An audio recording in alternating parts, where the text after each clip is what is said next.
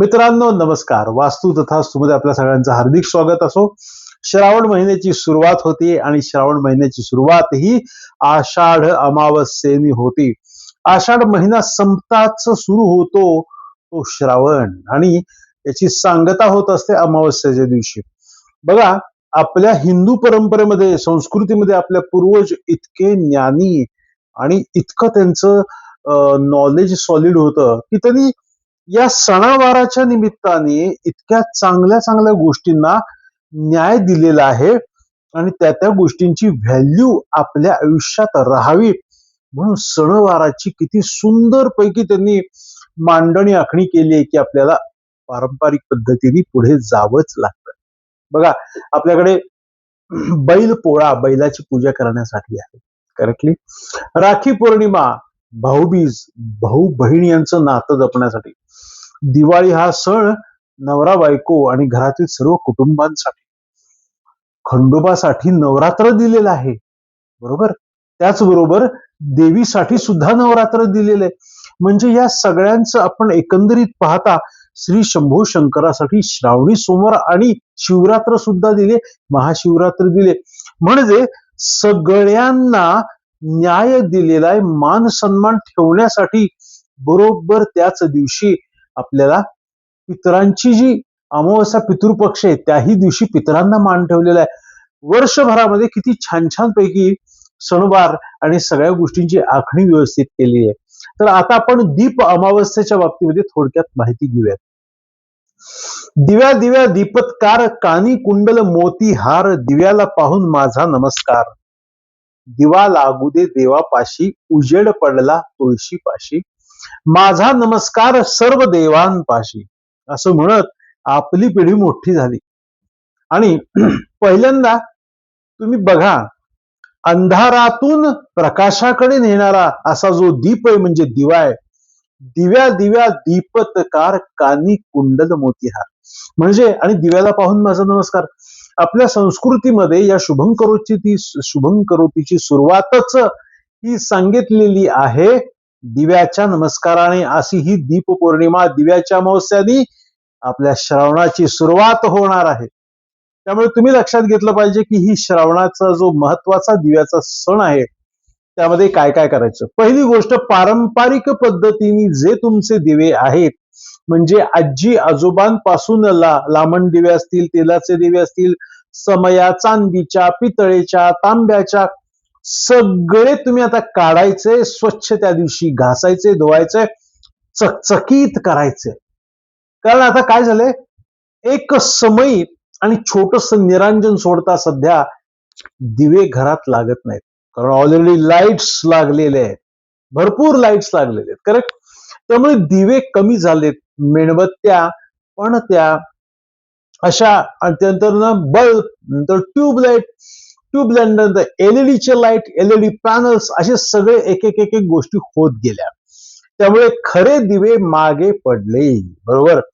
तरी सुद्धा या दिव्यांच्या स्वरूपामध्ये बदल झाला पण प्रकाशात बदल झालेला नाही.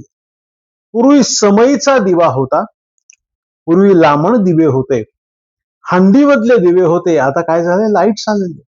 पण प्रकाश कुठेही बदलला नाहीये, परंतु दिव्याचं काम सुद्धा बदललेलं नाहीये.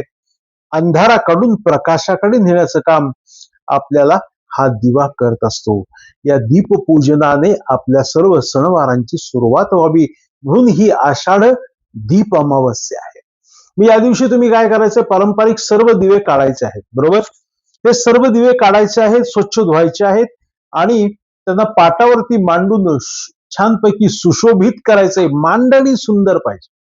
हे दिवे आपल्याला वर्षभर प्रकाश देतात, अंधारातून प्रकाशाकडे नेतात. मग त्यांना पाटावरती छानपैकी मांडणी करायचे. छोटे दिवे पुढे, मोठे दिवे मागे. हे काही सांगायची गरज नाही, घरातल्या प्रत्येक गृहिणीला ही गोष्ट माहितीये. मस्तपैकी रांगोळी काढा त्या दिवशी, रांगोळी काढा. आणि ही रांगोळी काढण्याचा आता खरोखरी सणवार सुरू झाले.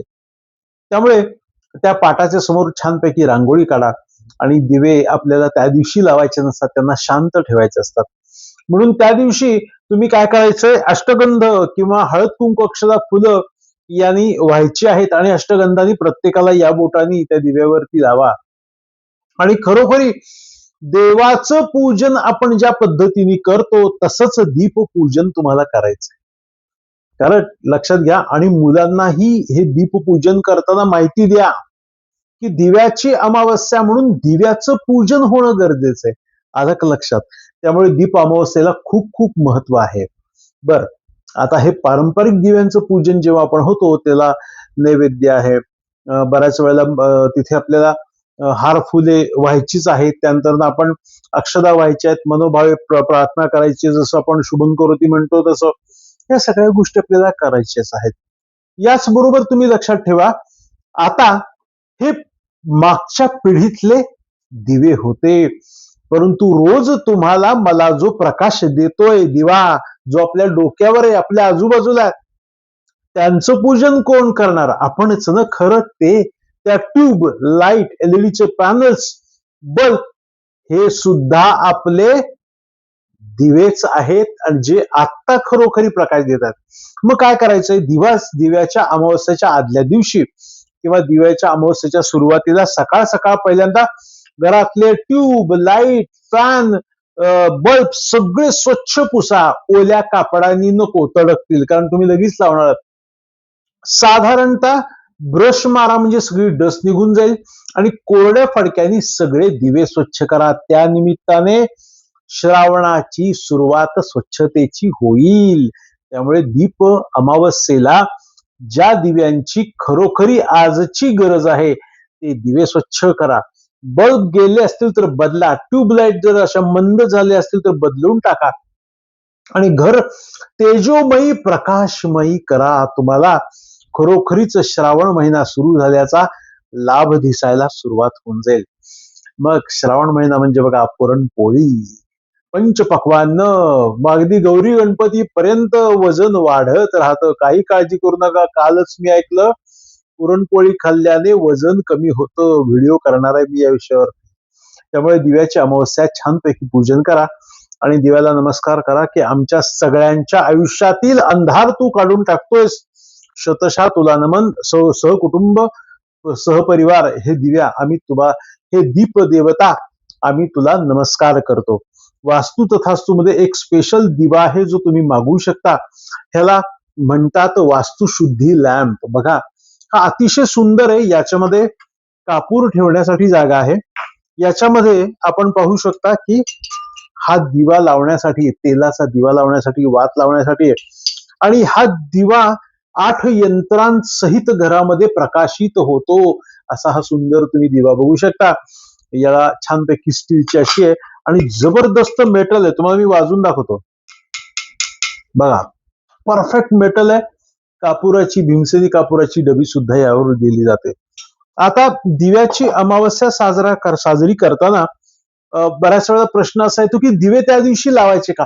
तर ते दिवे शक्यतो त्या दिवशी लावायचे नाही. छोटस निरांजनाने तुम्ही आरती जी करताय ती करायची. या दीपपूजनाची जी सांगता आहे ती सांगता अशी करायची आहे की तुम्ही माळा, वस्त्र, फुलं, हार सगळं त्या दिव्यांना वाहून मनोभावे पूजा करून, रांगोळी काढून नैवेद्य दाखवा, आरती करा. कुलदेवतांची आरती त्या दिवशी व्हायला पाहिजे.